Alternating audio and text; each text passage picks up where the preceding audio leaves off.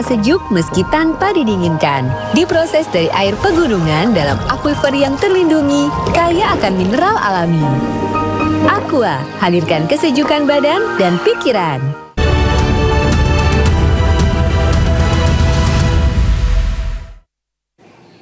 Halo pemirsa, Anda menyaksikan Ayu Terkini bersama saya Reni Arumsari. Pemirsa, ratusan rumah yang berada di pinggir Sungai Batang tergenang banjir.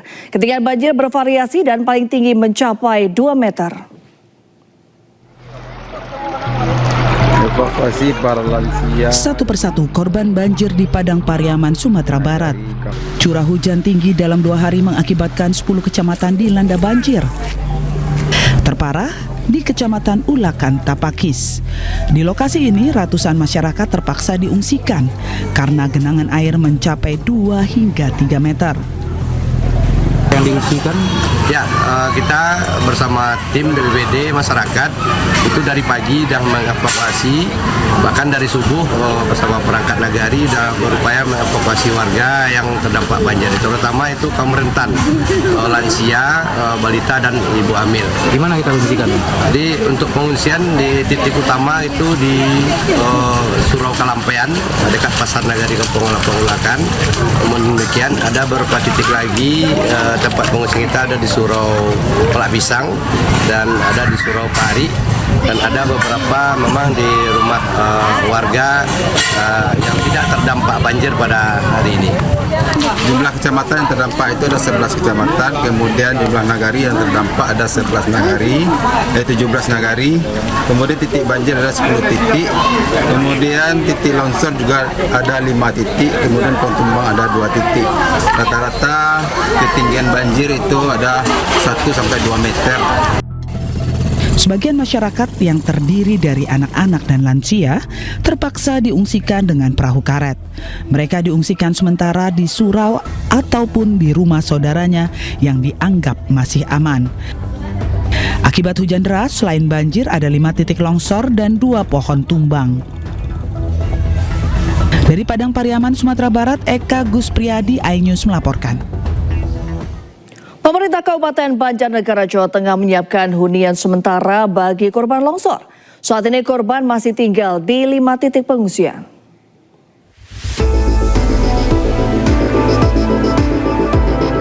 Material longsor yang berasal dari tebing setinggi 100 meter meluluhlantahkan bangunan rumah milik warga. Tidak hanya itu, kondisi tanah yang masih labil dan bergerak membuat sejumlah bangunan rusak parah dan jalan menjadi terbelah. Ini adalah kondisi rumah warga di Dusun Situkung, Pandanarum, Banjarnegara, Jawa Tengah. Data dari Badan Penanggulangan Bencana Daerah, BPBD Banjarnegara, rumah rusak berat hingga rata dengan tanah berjumlah 48 rumah. Saat ini, 1.019 pengungsi atau 335 kepala keluarga dari 195 rumah berdampak langsung bencana longsor masih tinggal di pengungsian. Walaupun kebutuhan dasar telah terpenuhi, warga berharap segera mendapatkan tempat tinggal yang lebih nyaman dan aman. Pemerintah pun menyiapkan hunian sementara berukuran 7,2 meter dengan ruang tidur dan dapur sederhana sebanyak 50 unit. Rumah sementara ini dibangun di tanah seluas 3 hektar yang berlokasi di lapangan bola Desa Pandanarum.